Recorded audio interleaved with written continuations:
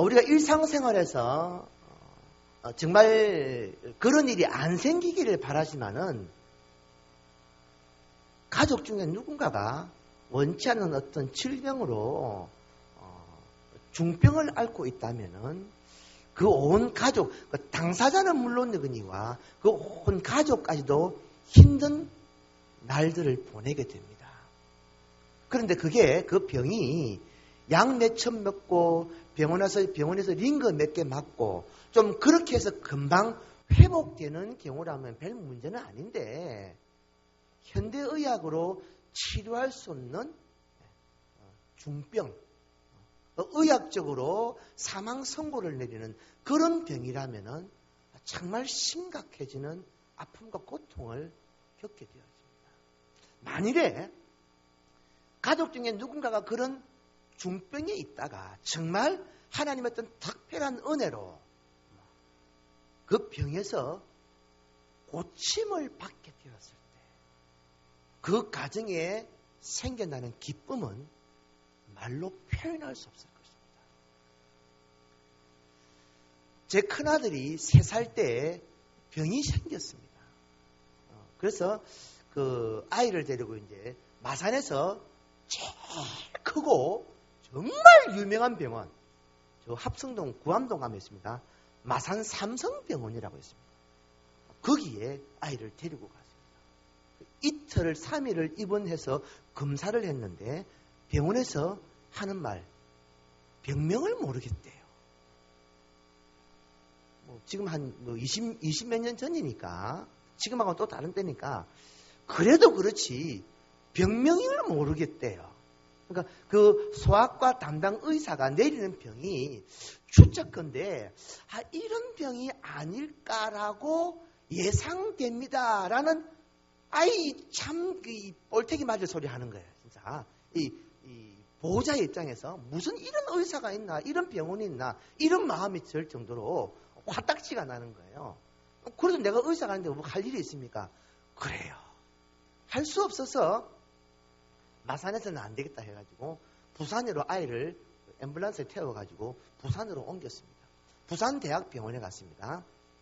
부산대학병원에 가니까 뭐 검사는 둘째치고 3살짜리 꼬맹이니까 이 아이한테 맞는 소아용 의료기구가 자체가 없어서 받지를 못하겠다라는 거예요. 그 당시 발견된 알게 된 어떤 병명은 신장질환이었습니다. 나중에 알게 되었지만은 신증후군이라는 병명이었습니다. 그때까지만 해도 좀 희귀병에 속했습니다. 환자가 많지를 않았었습니다. 그러니까 마산에는 소아 전문에 치료할 수 있는 기구나 인공신장기구나 그런 시설이 전무한 상태였어요. 그래서 부산대학병원 갔는데 대학병원에서도 아이에게 맞는 신장투석 기구가 없다라는 거예요. 부산대학병원에 죄송합니다. 환장합니다. 마음이 진짜 뭐 이런 일이 있나? 그래서 물어보고 들은 결과 부산 동아대학병원에 아이 이 소아과 전문이라는 신장 전문하는 의사가 있다. 거기는 이 아이에게 맞는 이거 신장 투석 기구가 있다라고 해서 그쪽으로 다시 옮겨갔습니다. 그러니까 병원에 가니까 해가 질 무렵이었습니다. 그래서 입원을 시켜가지고 부산에서 한 2주일 정도 입원해서 치료하고 검사받고 정확한 병명을 부산에서 알아내었습니다. 그러니까 그때 말하는 신증후군이라는 병이었습니다. 신장이 망가진 건 아닌데 신장이 기능은 하는데 몸에 있는 단백질을 걸러내지 못하고 단백질이 소변으로 다 빠져나가 버립니다. 그러니까 몸속에 있는 단백질이 함께 빠져버리니까 그 단백질이 빠진 자리에 이 근육 세포 속에 수분이 차버리는 거예요. 몸이 붓는 겁니다. 소변을 못 보게 되는 거예요. 나중에 이게 과하게 되면은 이제 심장까지 물이 차고 폐까지 물이 차서 목숨이 위태로운 상황이 생깁니다. 그래서 부산에서는 치료법이 뚜렷하게 없다라는 거예요. 그래서 일단 응급처치를 하고 아이를 2주 만에 퇴원을 시켰습니다. 집에 와서 어떻게 할 것인가 나름대로 기도도 하고 고민하고 했는데 좀 그런 거예요. 그 당시 제가 마산의 경남종합사회복지관에 이렇게 다니고 있었으니까 저희 복지관을 통해서 서울에 있는 아산 재단의 현대 병원, 아산 병원이 있습니다. 그래서 우리나라의 삼성, 세브란스 이런 병원과 마찬가지로 손꼽는 그 병원이죠. 그러니까 그 아산 복지재단의 이제 복지 담당하시는 그 병원에 있는 과장님하고 이렇게 우리가 친분이 좀 있어서 복지관하고 연결이 돼서 우리 직원이 이렇게 어려움을 겪고 있는데 그쪽에 좀 이렇게 도와달라 이렇게 해서 추선이 돼가지고 아이를 데리고 이제 아산재단 병원으로 이송을 했습니다. 아이를 병원에 이제 그 서울에 가서 그 당시로는 제가 가보니까 그래요. 시골에서 이렇게 누가 이렇게 아파서 데리고 오면은 입원실 앱스가 받아주질 않는 거예요. 그러니까 어떻게 밖에 이게 여관이나 호텔 잡고 기다리고 있다가 병실 나면은 진료 받으러 갈 때 그런 상황이었어요. 근데 이제 그렇게 연결해가지고 우리나라는 백입니다. 줄입니다. 그렇게 해가지고 가서 바로 입원실이 준비되어 있어가지고 아이를 바로 입원시켜서 혼수 상태의 아이를 입원시켰습니다. 그래서 병원에서 자세히 검사하고 조직 검사하고 검사하는데 이틀 3일 보내더라고요. 그래서 이제 정확한 병명 신정후군이다. 그래서 신장에 이런 치료를 해야 된다. 라고 해서 아이를 이렇게 치료하고 한 달 만에 퇴원을 하게 되었습니다. 퇴원을 하고 정기적으로 이제 가서 검사를 받고 약물을 이렇게 처방받아야 되잖아요. 서울입니다. 요즘처럼 차가 이렇게 좋은 것도 아니잖아요. 그 당시 KTX 없었습니다. 그러니까 한 달에 한 번, 2주에 한 번 서울 갈 때마다 월급쟁이가 죽고 나는 게 돈인 거예요, 이게. 아이 하나 아프니까. 그렇다고 당장 아이가 어떻게 죽을 상황도 아니고, 이제 약을 먹고 하니까 신장이 좀 돌아오니까 막 빨빨거리고 다니고 있으니까. 이걸 한 4개월, 5개월 하니까, 정말 힘겨운 거예요. 그래서, 서울에 이제 올라갔을 때 그 담당 의사에게 이렇게 조용히 좀 물었습니다. 집이 마산인데, 한번 이렇게 올라올 때마다 솔직히 너무 좀 버겁다. 그래서 혹시 지방에 우리가 전원을 해서 아이를 치료받을 수 있는 그런 길은 없나 이렇게 담당 선생님에게 좀 여쭤봤습니다. 그러니까 자기들이 이제 그 상황을 알고서 자기들 그 서울대 의대 동문들을 수배를 하더라고요. 그러니까 당시에 그 부산 고신의료원에 그 서울대 출신의 아동 신장내과를 전문한 그 의사 선생님이 고신대에 계셨습니다. 그래서 자기들이 이야기하다만 누가 여기 있네라고 해서 고신대로 전원을 시켜줬습니다. 그나마도 훨씬 다행이었죠. 서울까지 안 가고 부산까지만 오면 되니까 하루 걸리던 진료가 이제 오전으로 줄어드는 겁니다. 오전만 하면 아예 진료받고 가니까. 또 고신대 병원에서 이제 몇 개월 또 치료를 했습니다.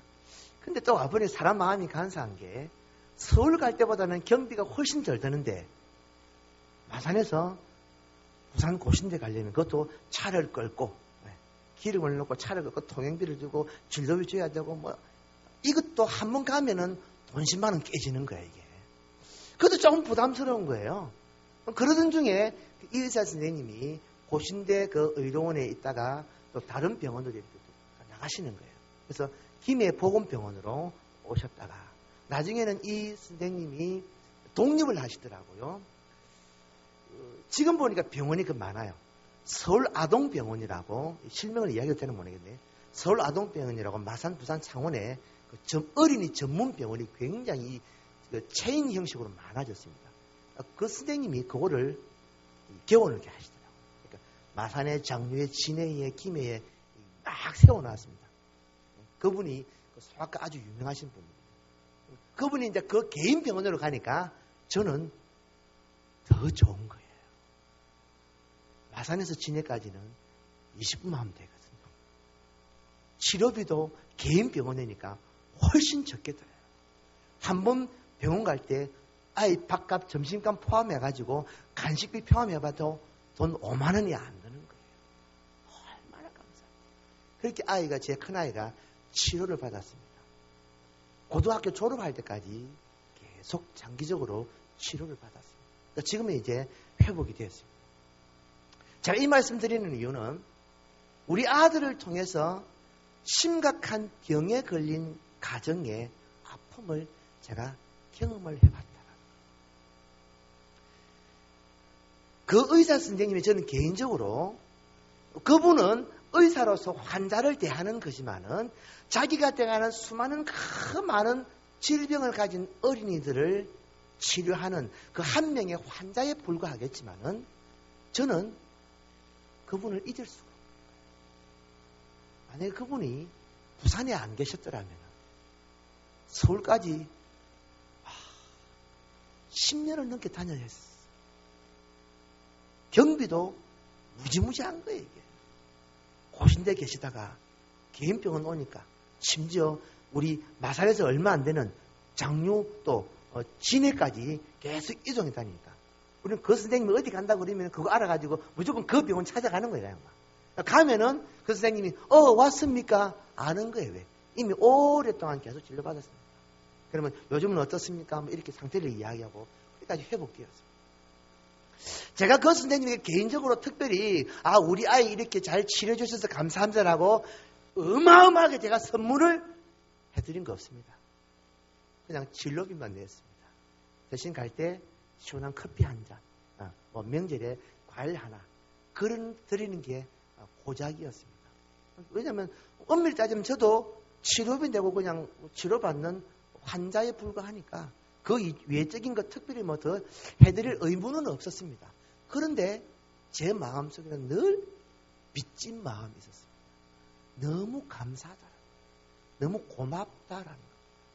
당신 같은 의사 선생님이 내 가까이에 있어서 내가 이런 혜택을 보게 되었으니까 참 도의적으로 감사하는 마음을 가지고 있습니다. 사랑하는 여러분, 제가 이런 상황, 이런 마음, 그 선생님에게 이런 마음을 가지고 있었기 때문에 오늘 본문의 이 마리아가 예수님께 가졌던 마음을 저는 누구보다도 잘 이해합니다. 마리아는 예수님을 통하여서 죽었던 자기 오라비 나사로가 살아나게 되었습니다. 나사로는 이 집안의 가장이었습니다. 성경에는 나사로 집안의 부모님에 대해서 거론하지 않습니다. 아마도 어떤 이유인지는 모르지만 부모님이 일찍 세상에 안 계셨던 그런 소년소녀 가장 나사로가 그 집안의 가장의 역할을 하고 있었던 것 같습니다. 그러다 보니까 그 오랍의 그 가장이 죽어버렸습니다. 요즘처럼 사회복지제도가 잘 되어 있어서 여성들만 살아도 최저 생계를 보호하고 국가가 사회가 마지막 어떤 그런 보루가 되어주는 그런 시대가 아닙니다. 여자와 과부 아이들은 스스로 혼자 힘으로 살아갈 수 없는 남성 우월주의 사회입니다. 유대 사회는 특히 그런 사회 상황 속에서 이 마리아의 가정에 그 집안의 가장인 나사로가 죽어버립니다.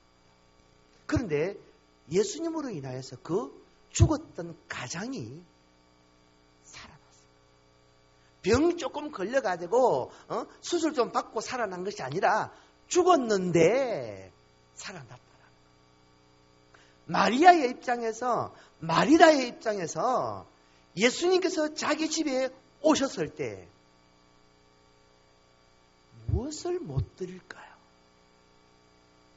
예수님이 원하기만 한다면은 하늘의 별이라도 따다서 예수님 이건 내가 고생해서 저 별을 따왔습니다. 주님께 드리겠게요. 그러지 않았겠을까요? 자기 집에 감추어진 보화가 있다면은 그것을 내어 팔아서라도 주님께 감사와 사랑의 마음을 표현하고 싶지 않았을까요? 제가 믿음이 좋았어가 아니라도 저라면은 그랬을 것 같아요. 왜? 너무너무 고맙거든. 아니 내가 돈을 지불하고 치료받는 환자의 입장에서도 서울까지 안 가고 부산에서 진해에서 진릉에서 김해에서 치료받게 해주는 이것만 해도 보호자의 입장에서 그렇게 감사했는데 죽었던 오라비 가장이 살아났는데 예수님이니까 당연히 해줘야지. 하나님의 아들이시니까 살려주는 게 맞지 뭐. 내가 그렇다고 예수님께 감사해야 되나? 이런 마음을 가질 수 있겠습니까? 저는 아닐 거라고 봅니다. 그래서 마리아는 예수님께 온전히 대접을 다했을 것입니다. 마르다는 자기가 할 수 있는 음식, 요리하는 그것으로서 예수님 일행을 대접하기 위해서 분주히 움직였어요. 있는 솜씨 없는 솜씨, 양념 있는 거 다 꺼내서 음식을 만들었을 것입니다. 마리아가 예수님께 그 잔치가 진행되는 과정에 향유를 가지고 왔습니다. 향유 값이 300데나리온입니다. 장정 남자가 밖에서 노동을 해서 300일, 약 1년을 일해야 버릴 수 있는 수입입니다. 가치가 어마어마한 거죠. 그 비싼 것을 예수님 머리에 부어서 그 온몸에 향유가 흐르게 하고 자기의 머리카락으로 예수님의 발을 닦아주는 이 행위를 하였습니다. 자, 사랑하는 여러분, 본문의 말씀 통하여서 우리는 이 사실을 한번 깨닫게 되어집니다. 사랑하는 만큼 헌신하게 된다. 남자와 여자가 서로 사랑하는 관계에도 그 사랑하는 마음만큼 헌신하게 되어집니다. 저희 집안은 대대로 경상도에서 삽니다. 저는 지금은 함안에 가 있지만은 저는 30대 중반까지 마산을 떠나본 적이 없습니다. 마산에서 태어나고 마산에서 자라고 다니고 여기서 살았습니다. 지금 이제 크니까 이제 목사가 되니까 부산도 와보고 막 이런 거예요. 그래서 저는 그전에는 부산이 어디 붙었는지 전혀 몰랐습니다. 그냥 뭐 저 위쪽에 바닷가 쪽에 있다는 것만 알았습니다. 사람이 경상도 사람이 남자가 좀 투박하다라고 보통 표현을 합니다. 그런데 아무리 말이 거칠고 투박하고 감정이 서툴러도요, 내가 사랑하는 만큼 내 아내, 내 여자에게, 내 가족에게 헌신합니다. 저희 아버지도 그러셨더라고요. 대대로 경상도 사람이었습니다. 근데 저희 아버지가 한 번씩 그 옛날에 마산에서 장이 열리잖아요. 5일장, 7일장. 장에 한 번씩 나갔다 오시면 돌아올 때 꼭 손에 봉지를 하나 들고 오셨습니다. 그 봉지 속에는 간식이 들어 있었습니다. 그 시장에서 파는 그 옛날에 그 밀가루 부풀려서 만드는 그 무슨 떡이라고 그러나요? 그런 떡 같은 거. 안 그러면은 그 할머니들이 이렇게 그 가지고 나와가지고 이 500원씩 1000원씩 파는 그 떡 이런 거 모으고 있잖아요. 그런 떡 같은 거. 시장에서 파는 그 튀김 같은 거. 그거 많이도 안 해요. 요즘으로 치면 한 뭐 2, 3천원치, 5천원치 까만 봉다리 한 봉다리 저렇게 항상 들고 오셨습니다. 저는 이제 집안이 막내다 보니까 아버지가 시장에 나갔다. 장에 갔다 그러면은 이미 학습이 되어 있습니다. 오늘은 뭐 사오시려나? 아버지 손에 봉다리만 기다리고. 투박한 분이셨지만은 한 번도 제가 우리 아버지한테 아들아 사랑한다. 아이고 닭살. 우리 집에는 그런 거 이야기 안 합니다. 안 봐도 척입니다. 그럼에도 불구하고 그런 분이셨지만은 당신의 자식들에게 어떻게 사랑을 표현할까? 그 작은 봉지 하나로 사랑을 표현하셨습니다. 저도 우리 아들에게 우리 아들이 군에 갔다 와도 아들아 사랑한다. 막 TV에서 보던 것처럼 저는 그런 거 못합니다. 막 알레르기 생겨가지고 야 고생했다 임마 그러고 말았습니다. 근데 저희 작은 아들이 객지에 나가 있는데 주변 사람들이 그렇게 이야기합니다. 목사님 아들 보니까 참 집에서 사랑을 많이 받은 아들이네요. 왜요? 표정이 밝고 말이 긍정적이라. 그러니까 그늘지고 우울함이 없어 보인다라. 제가 그걸 들으니까 내가 자식 교육은 그래도 나쁘게 시키지는 않았구나. 내가 표현은 하지 않았지만은 우리 사랑하는 아들 애썼다 수고 막 이러지는 않았지만은 우리 아들이 아버지의 사랑을 알고 있구나. 이게 전달되었구나. 그 위로감을 받습니다. 사람은요 사랑하는 만큼 그 대상에게 헌신합니다. 혹시 남편이 생일을 안 챙겨주던가요? 생일 선물 못 받으셨습니까? 사랑을 확인해 보세요. 사랑하는 만큼 선물이 크기가 달라집니다. 액수가 달라집니다. 아침 밥상이 틀려집니다. 마리아가 주님을 향한 그 사랑이 얼마만큼 컸던가를 우리는 마리아의 행동을 통해서 알게 되었습니다. 300데나리온이라는 어마어마한 이것을 예수님 머리에 부어서 발을 씻기는 일에 이것을 사용하더라. 마리아가 그거 보면서 막 궁지는 이거 비싼 건데 여서가 될라나 모르겠네. 그러지 않았어. 그냥 한 방에 깨뜨려서 원샷 부었습니다. 그걸 보고 있는 제자들이 기가 막히는 거예요. 저게 돈이 얼마짜린데? 저걸 팔면은 돈이 얼만데 저걸 머리에 붓나? 저런 정신 나간 짓을. 이런 반응을 얻은 만큼 마리아가 예수님을 향한 헌신은 절대적이었어요. 그 헌신의 이면에는 자기 오라비인 나사로가 살아난 것과 그 나사로를 살려주시고 자기 가정에 기쁨과 웃음을 주시며 이 은혜를 주신 주님을 향한 사랑과 감사가 깔려있는 겁니다.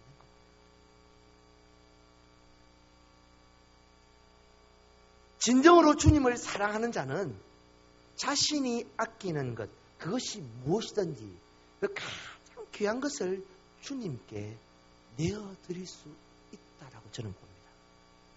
마리아는 주님을 사랑하는 이 마음을 억누를 수가 없어서 자신의 가장 귀한 것을 아낌없이 내어드렸습니다. 내게 무언가 아까운 것이 있고 귀한 것이 있지만은 이거는 안 돼. 이걸 내가 왜 드려? 이건 포기 못해. 라고 하는 그 무언가가 내 손에 있다면 그거는 아직까지 내가 아끼는 그것보다도 주님을 덜 사랑한다는 반증인 것입니다. 사랑하는 여러분, 내가 가진 시간 들이기가 아깝습니까? 내가 가진 재능 들이기가 아깝습니까? 물질 아깝죠. 그 아까운 것이 있다면요, 그만큼 주님을 덜 사랑한다는 표현입니다. 아브라함은 그가 100세에 얻은 아들 너무나도 귀했습니다. 그래서 그 아들 옹냐옹냐 불면 날아갈까 만지면 터질까 귀하게 키웠습니다. 그런데 하나님께서 그렇게 어렵게 주신 그 아들을 아브라함아, 네 아들 이삭 내한테 바쳐라. 제물로 바쳐라. 번제로 바쳐라. 번제 아시죠? 제물을 각을 떠서 태워드리는, 연기로 태워드리는 인신제사를 하라는 이야기입니다. 그런데 아브라함이 정신 나간 아버지죠. 하나님이 허락한다고 아들 죽이기 위해서 자꾸 덜렁덜렁 3일 길을 가는 겁니다. 모리아산에 올라갔습니다. 아주 꽁꽁 묶었습니다. 올렸습니다. 잡으려고 했습니다. 아브라함은 이미 그 아들을 잡았습니다. 마음으로. 믿음으로는 이미 번제로 하나님께 올려드렸습니다. 자기 아들 바쳤습니다. 100세에 얻은 아들이 안 귀할까요? 다 부모다잖아요. 다 자식을 낳아봤잖아요. 100세에 얻은 아들이 얼마나 귀할까요? 그래서 이건 저는 상상을 못하겠어요. 저는 허니문 베이비라서 능력이 좋다 보니까 바로 애가 나와가지고 그렇게 모르겠는데 100세의 아들을 얻었다면 이게 안 귀할까요? 지금 시대와는 다르게 이 시대는 아들은 그 집안의 하나님의 축복의 상징이었습니다. 자기가 하나님 앞에 얻는 영광의 멸류관이었습니다. 그런 아들을 어렵게 그것도 자기 아내 사라가 이미 아이를 낳을 수 없는 상태였는데 하나님의 은혜로 아들이 나왔단 말이에요. 귀할까 안 귀할까요? 그 아들을 아브라함이 드렸단 말이에요. 여러분 이걸 뭘 설명합니까? 아브라함에게는요, 아무리 귀한 아들, 100세든지 200세든지 귀하게 얻은 아들이라도 하나님보다는 안 귀합니다. 하나님이 내 인생의 제일 소중한 분입니다. 그 고백입니다. 하나님께서 아브라함아, 내가 너의 마음, 너의 믿음을 내가 알겠다. 진짜로 내가 네 마음 알겠다. 네가 무엇을 정말 귀중히 여기는지, 너의 인생 가운데 나 여호와가 어떤 자리를 차지하고 있는지 내가 알겠다. 확인이었습니다.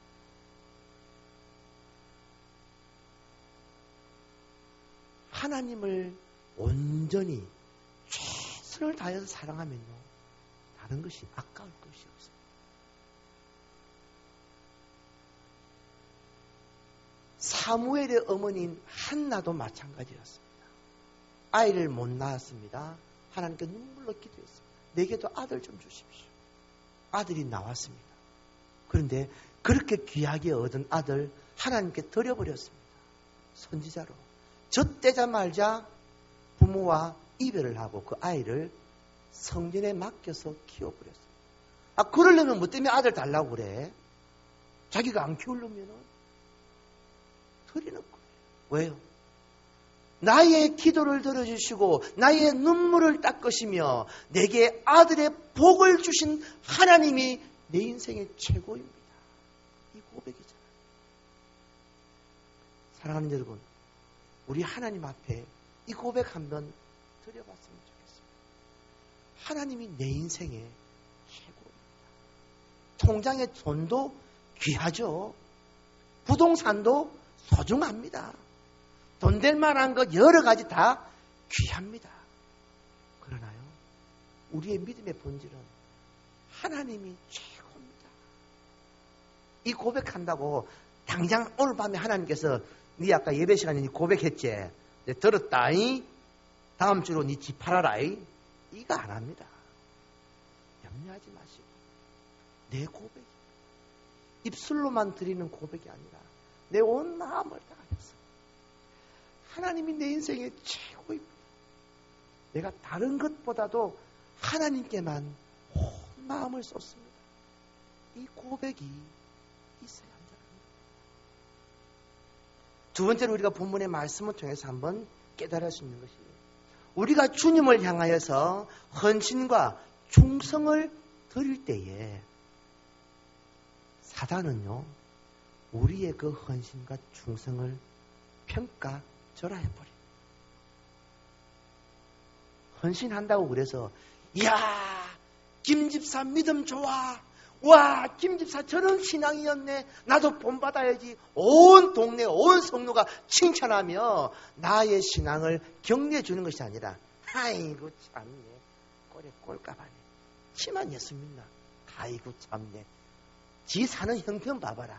지 저리 어려운데 뭐 헌금한다고. 아이고. 사단은요, 우리의 헌신과 수고 섬김을요, 평가절하시킵니다. 누구로부터? 내 주변의 사람들로부터.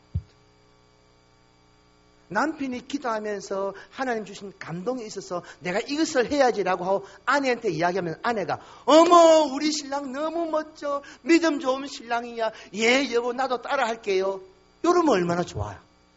근데 그런 집안 별로 안 되더라고요. 남편이 은혜를 받아서 아내한테 이야기하면 아내와 그 10명 중 8명, 9명이 생각 달리 해라잉. 내하고 살고 싶으면 똑바로 해라잉. 아내가 열심히 기도하면서 하나님 주신 감동이 있어가지고 여보 우리 교회에 이런 일을 우리가 좀 맡아보면 어떨까요? 라고 남편에게 이야기하면은 남편 말, 와 우리 아내 정말 믿음 좋아. 이러면 참 좋은데 이게 미친나 정신이 있나 없나 지금 우리 형편이 어떤데 지금 뭔 소리 하고 있냐 지금 네가 교회 가지고 몇 기도한다 그러지만 쓸데없는 생각하고 말이야. 다음부터 교회 가지 마라. 이런 반응이 나와요. 우리 성경님 안 가는 분인데 제가 다른 게 다니다 보니까 그런 경우를 많이 보았어요. 그래서 받은 은혜를 다 쏟아버려요. 하나님이 그 가정에 그 개인에게 복을 주시기 위해서 남편에게, 아내에게, 자녀에게 이런 감동을 주셔서 하나님 앞에 헌신할 기회를 주시는데 사람과 상의하다 보니까 마귀가 그 감동을 다 잘라버립니다. 헌신 못하게 하는 거예요. 충성 못하게 하는 거예요. 못 섬기게 만드는 거예요. 네가 왜 그거 하냐? 장로님들 많은데, 권사님들 많은데, 집사님들 많은데 네가 그거 왜 하노? 우리의 믿음을 싹둑 잘라. 그래서 아이고, 내가 기도를 잘못했나? 내가 말씀을 잘못 받아봤나? 아이고, 내가 괜히 나댔구나. 하나님 앞에 모든 것을 거두어 버리기. 마리아가 자신의 그 향유를 주님께 드릴 때에 사람들의 반응이 와, 놀랍다, 믿음 좋다 이게 아니고 이런 쓸데없는 것을 왜 해? 300데나리온이 되는 것을 팔아가지고 가난한 자들에게 나눠주면 더 좋을 텐데. 마리아의 그 행동에 대해서 질책, 비난, 책망, 조롱, 비판. 어떻게 했으면 예수님께서 그를 가만두어 나의 장례할 날을 위하여 간직하게 하라, 이 말씀을 하셨을까?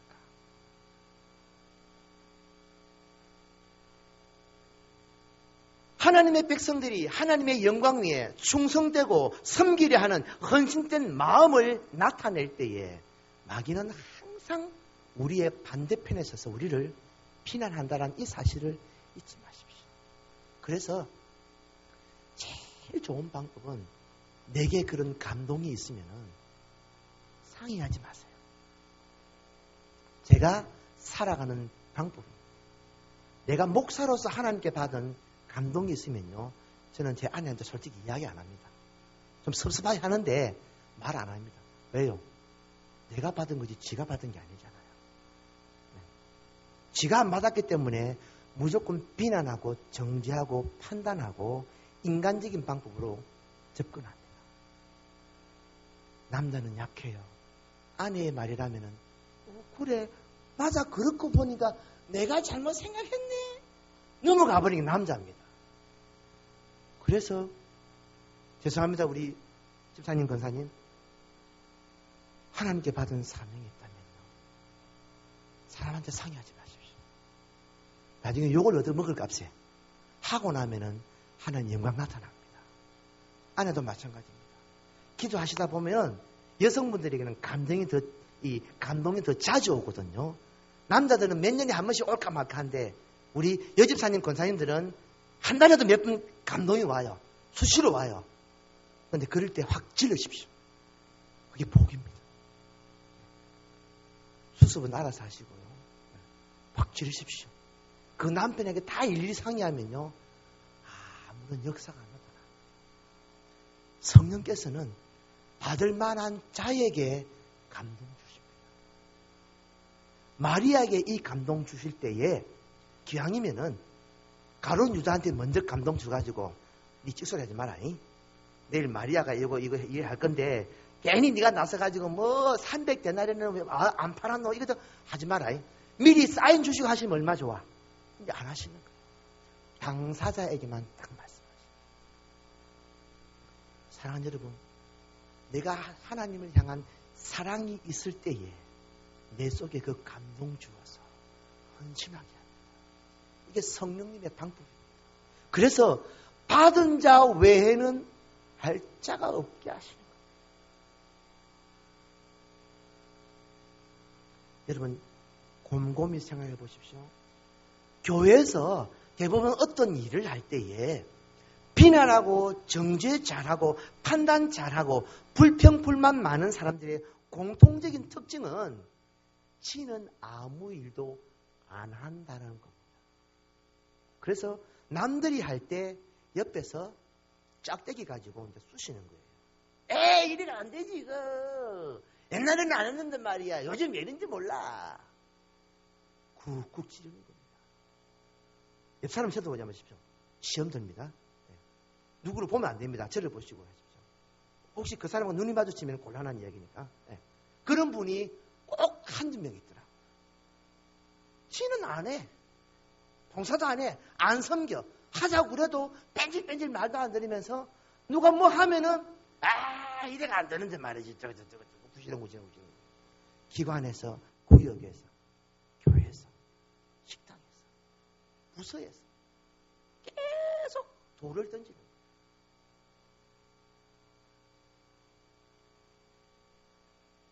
교회를 위하여서, 하나님의 영광 위하여서 땀 흘리고 봉사하고 수고를 하지는 않지만 자기의 인간적인 생각으로 비난하고 판단하고 조롱하여 하나님의 영광을 이루지 못하게 만드는 사탄의 방법. 주님의 몸된 교회를 위하여 애쓰고 수고하며 땀 흘리고 충성하시는 사랑하는 모든 우리 동원교회 성도 여러분, 악한 마귀는요, 우리의 수고와 헌신을 평가절하하여서 우리를 낙담하게 만들어. 에이구, 내가 다음에 이런 거 하나 봐라. 내 들어봐서 안 할란다. 내가 눈꼴 보기 싫어서 안 할란다. 라고 하는 불평과 원망으로 하나님의 역사를 가로막게 만드는 일을 합니다. 그래서 그런 소리, 그런 부정적인 반응들의 마음을 뺏기면요, 거의 19명이 아이고, 내 다음에는 안 하고 말지 마. 아이고, 막 귀찮다. 다 이런 반응을 통해 가지고 주저앉아 버려. 무기력하게 만들어. 하던 역사를 중단하게 만들어. 그럴 때에 팁을 하나 드립니다. 이 마음 가지세요. 우리 다 같이 힘차게 따라해 보겠습니다. 멍뭉이는 짖어도 기차는 간다. 다시 한번 연결해서 큰 소리로 시작. 멍뭉이는 짖어도 기차는 간다. 시작. 마귀는요, 절대 하나님의 역사를 칭찬하지 않습니다. 딴짓합니다. 그럴 때에 이 마음을 가지십시오. 멍뭉이는 짖어도 기차는 간다. 그래서 하나님이 내게 준 감동을 따라 그것이 무엇이든지 아낌없이 내어드리고 헌신하며 충성하여서 우리 속에 있는 주님을 향한 이 사랑의 마음만큼 더 귀한 것으로, 더 좋은 것으로, 더 많은 것으로 헌신하고 충성할 수 있기를 주의 이름으로 축원드립니다. 지금 동원교회가 열심히 기도하며 총력 전도주의를 위해서 애쓰고 달려갑니다. 제 눈에도 그렇게 많이 보여집니다. 많은 분들이 땀을 흘리고 헌신하고 수고하고 계시는구나. 네, 그것들이 제가 일일이 가정 방문 다 안 다녀봤지만은 앱니다. 네, 앱니다. 제가 대충 아는데 우리 하나님이 얼마나 잘 아실까요? 마음을 쓰고 애썼지만은 결과가 열매가 없어서 허탈해하는 것까지도 하나님이 다 아십니다. 제가 능력이 뛰어나서가 아니고 다 보여집니다. 그게. 저 집사님 애썼는데 좀 허탈해하시는구나. 저 권사님 참 수고를 하셨는데 이게 열매가 안 되니까 참 착잡해 하시는구나. 안타까워 하시는구나. 또 어떤 분은 저분은 뺀질뺀질하게 일도 안 하면서 요것만 가지고 하시는구나. 요게 좀 보여집니다. 우리 하나님 우리를 다 아십니다. 열심히 달려왔습니다. 근데 이게 끝이 아닙니다. 2017년도 아직 반도 안 왔습니다. 가야 할 남았습니다. 지금까지 힘써왔던 것보다도 더 많은 힘을 쏟아야 합니다. 6월 11일 총력 전도주일에 더 많은 열정과 에너지와 헌신을 쏟아야 합니다. 그래서 보면 아시겠지만 우리의 진행되는 것도 기도도 점점 더 깊어집니다. 금식은요, 피의 제사라고 이야기를 합니다. 금식한다는 것은 내 목숨을 걸겠다라는 의미입니다. 물론 한 끼 금식이 목숨 걸지는 않지만은 한 사람 한 사람이 아니라 한 끼 한 끼가 아니라 올 한 달을 보십시오. 매 끼니를 금식합니다. 즉, 올 한 달을 동원교회가 온전히 곡기를 끊고 하나님 앞에 소원을 두고 기도한다는 의미입니다. 우리의 이 중심을 하나님이 하십니다. 그래서 귀중합니다. 내게는 그 한 끼가 뭐 아침에 바쁘다 보면 그냥 건너뛰잖아요. 그런 한 끼일 수 있지만은 마음을 다하여서 기도에 동참하여 이 한 끼 한 끼가 모여져서 5월 한 달을 이루면은 5월 달은 금식입니다. 온전한 금식입니다.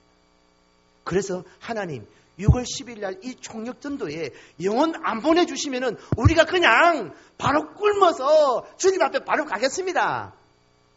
이 각오입니다. 이 결단입니다. 그래서 이 금식을 지금 진행합니다. 혹시나 구역 아직까지 참여하지 않으신 분들은 단 한 번이라도 한번 참여하십시오. 우리 동원 공동체가 하나님 앞에 이 성원을 갖고 한 끼씩 금식하면서 한 달을 하나님 앞에 곡기를 끊고 아뢰는데 나는 라면 꽃배기 먹고 짜장 꽃배기 먹고 짬뽕 먹고 배 띵띵 해가지고 너는 기도해라. 이런 사람이 있으면은 마음이 안 모여지는 거잖아요. 그래서 그런 마음 내버리고 개개인의 사정 형편 따라서 정말 금식 못할 수 있습니다. 제가 지난주에 솔직히 고백합니다. 우리 그 준비위원들이 한 끼씩 금식할 때 저도 그 금식을 작정했거든요. 진짜 지난주에 제가 생노가다를 했습니다. 우리 1년 동안 우리 수양관에서 겨울에 뗄 나무를 3일 동안 다 했습니다. 1톤 봉고차 15대를 해날랐습니다. 지금 아직 그 나무를 이제 정리하고 있는 중입니다. 그러니까 아침부터 생노가다 한 도저히 안 먹고는 어지러워서 일을 할 수가 없었어. 지난주에 금식을 못 했습니다. 하나님 진짜 죄송합니다. 저 솔직히 그랬습니다. 하나님 이거 어떻게 할 거예요? 이거 하나 하면 진짜 썰어지는데 3kg 되는 그 엔진 톱을 들고 하루 종일 잘라내야 되고 그걸 해야 되는데 도저히 안 먹고는 안 되겠더라. 옆에서는 계속 또 간식 먹고 하니까 할 수 없어서 하나님 이번 주에 금식은 저는 빼주세요. 그래서 지난주에 진짜 못 했습니다. 그래서 5월달부터 있을 금식에 우리 교육자들도 다 참여를 합니다. 이게 함께 마음을 모아서 다른 좋은 많은 것을 우리가 들을 수 있지만은 첫 번째로 우리의 생명과 시간을 들여서 기도하며 총력 전도를 위하여서 더 귀한 것으로 주님께 드릴 수 있는 우리 모든 동원교 성도님들 되시기를 주의 이름으로 축원드립니다. 우리 잠시 기도드립니다. 아버지 하나님 감사합니다. 부족한 저희를 사랑하여 주시고 영혼 구원을 위한 귀한 일들에 세워주시니 감사합니다. 아버지 하나님 우리가 주님 앞에 더 귀한 것으로 우리가 주님을 사랑하는 그 사랑만큼 아낌없이 귀하고 좋은 것들을 내어드릴 수 있는 믿음의 고백 있게 하여 주옵소서. 특별히 하나님 영혼 구원의 이 사역을 위하여서 더 애쓰고 마음을 합하여 하나님 달려가기를 소원합니다. 저에게 힘주시고 5월 한 달 온 마음으로 기도하며 영혼 달라고 우리가 건져야 할 생명 달라고 부르짖는 저희들 되게 해 주옵소서. 우리의 이 목숨 건 기도를 통하여서 하나님의 강력한 역사하심이 이 총력전도주일에 나타나게 하시고 2017년도 우리 동원교회가 더 많은 영혼을 하나님께로 인도함으로 말미암아 주님을 기쁘시게 하옵는 천국의 잔치가 열려지는 이 은혜를 얻도록 주님 도와 주시옵소서. 예수님의 이름으로 기도드리옵나이다.